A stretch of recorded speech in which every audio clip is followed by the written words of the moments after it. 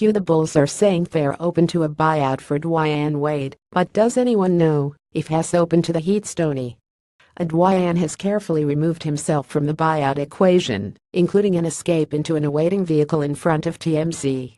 With the Bulls expecting a considerable giveback from the $23.8 million Dwyane is due this season, it hardly would make sense for Dwyane to offer any public pronouncement on plans. Obviously, the Cavaliers will always make sense because of the LeBron James connection. And the Rockets could make sense because close friend Chris Paul is now in place in Houston, with the possibility of Carmelo Anthony arriving there as well. Then there is the Los Angeles angle, with Dwyane spending a good deal of time during the offseason extolling the virtues of his home there.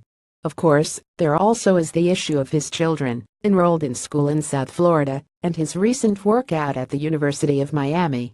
To a degree, it seems like Dwyane has been linked to just about everywhere but Chicago this offseason.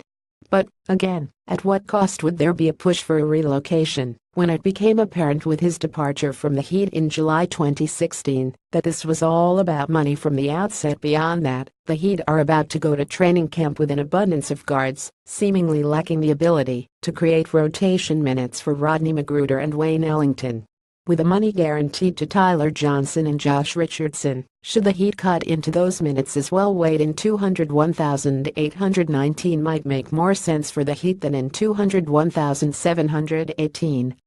Miami Heat jersey sales will take a huge hit this year. The NBA has commercials.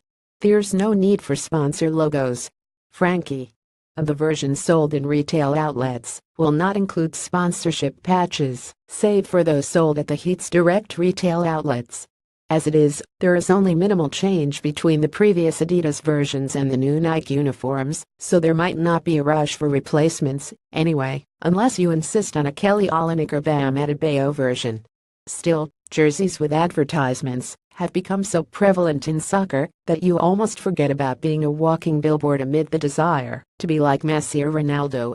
The patches are tiny, and during the action of NBA games it is doubtful they even will be noticeable, let alone obtrusive. If Hassan Whiteside doesn't make the All-Star team over Dwight Howard and Joel Embiid, Whiteside should be traded for DeMarcus Cousins by the trade deadline or you have to remember that there is no specific voting for centers for the All-Star game, either in the combined fan-player media vote for starters or the coaches voting for reserves, merely spots for front-court players.